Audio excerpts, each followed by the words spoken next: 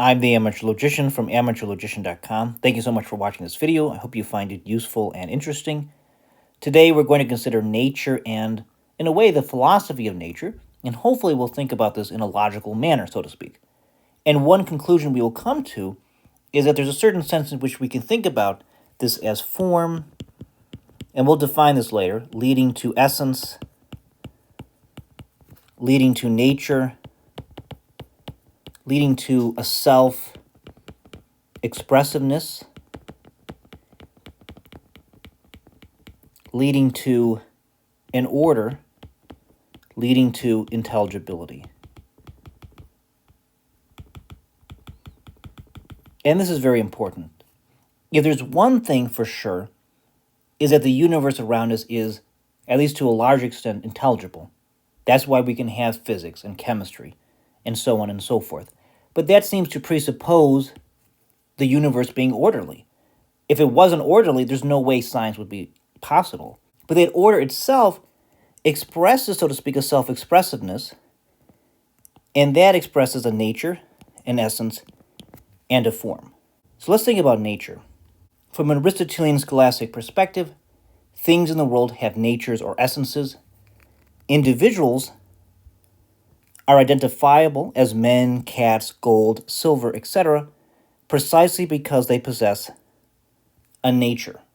That is, they have features about them that make them what they are and not something else entirely. Natures are shared. Every gold item shares the features that make gold be what it is and not something else. Moreover, human beings don't impose upon silver or gold, for example, their respective differences. We don't dictate, for example, that silver's atomic number is 47, or that 79 is gold's atomic number. These are discoverable features. They are not social constructs. That is surely not the case. That is a totally wrong worldview. Gold and silver have a reality, an objective reality, and they have an objective nature, which we have access to. But let's step back. If you look into the literature, oftentimes you will see that nature is thought in two different senses. And we're really considering number one. That is nature in particular. That is individual objects. The individual objects that happen to be gold or silver, or men or cats. But we can also think about nature in general, and here we're thinking about the cosmos. That is the sum total of beings. Oftentimes people think about nature or talk about nature in this manner. In any case, by declaring, for example, this is a cat, implicitly at least, we're affirming the reality of natures. And a nature is that which is shared by individuals of a like kind. Individuals are identifiable as a specific this or that. For example, that's a cat, precisely because they possess common natures. These natures are held in common. Every cat is a cat insofar as it is a cat, so to speak.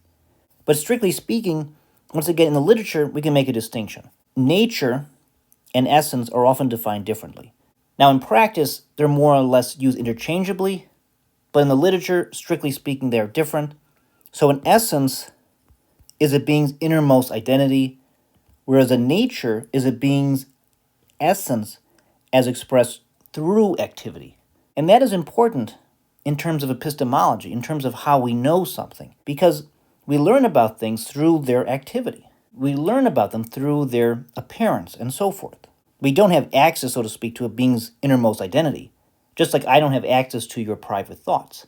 But I can learn about you when you produce various effects, for example, by talking and telling me what you know, or telling me about yourself and so forth. So in this sense, we can say that essence yields a nature. And we can call this nature a dynamic principle. When the chemist goes out to discover features about various compounds or elements under various conditions, they're thinking about and observing how the element or compound or whatnot react or act. Moreover, we should note that without things having natures, science would be impossible.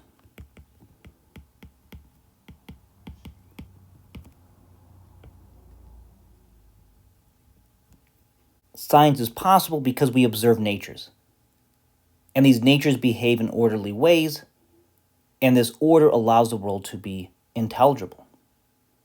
So we can think about nature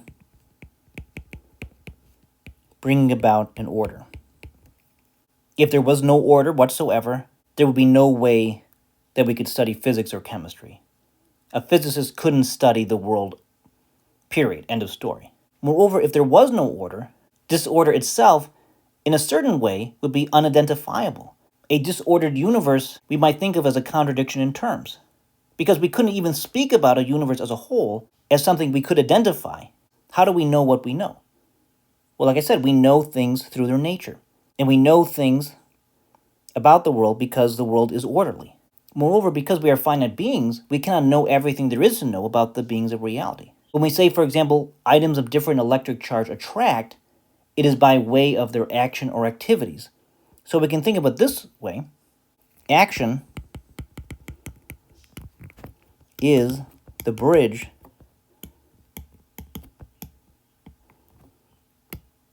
between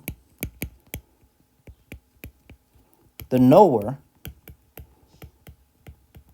and the thing, at least partially, being known. And by the way, this implies a limitation, because we cannot get to the known directly without the bridge of action. We could say that nature yields a self-expressiveness, and that is what yields an order. But again, that order is what yields an intelligibility.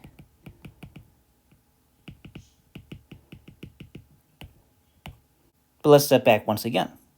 We thought about the essence. The essence is the innermost identity of something. But we can think about form, in a certain sense, as more fundamental than essence. At least when we're thinking about substantial form. The substantial form of a thing is the principle which determines it to be the thing it is. For example, the substantial form of you or me is to be a man. And to be a man is to be a rational animal. So in general, an essential definition we think about in terms of with a genus and a specific difference. So man is a rational animal, man belongs to the genus animal, and the specific difference is rationality. That rationality differs man from other animals who belong to that genus of animality. So we have form yields an essence, yields a nature, yields a self-expressiveness,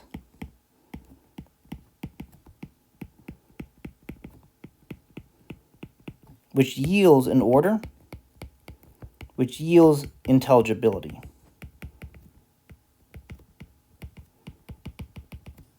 Another question is raised by all of this. What is a law of nature? So we have pattern regularities. And those pattern regularities, again, bring about an order. And that order brings about intelligibility. And those pattern regularities, for example, allow a physicist to build mathematical models. He can talk about things and relations and relationships. Now, I'm the amateur logician from amateurlogician.com. If you enjoy and are interested in this type of material, please visit my website. You can follow me on Twitter. I would very much appreciate that. You can also follow me on Instagram. I have an extensive tutorial on traditional verbal style logic on my website. I have a newsletter. I'm also producing an extensive series on basic symbolic mathematical logic on this YouTube channel. I have a lot more ahead. Thank you so much for watching, and be well.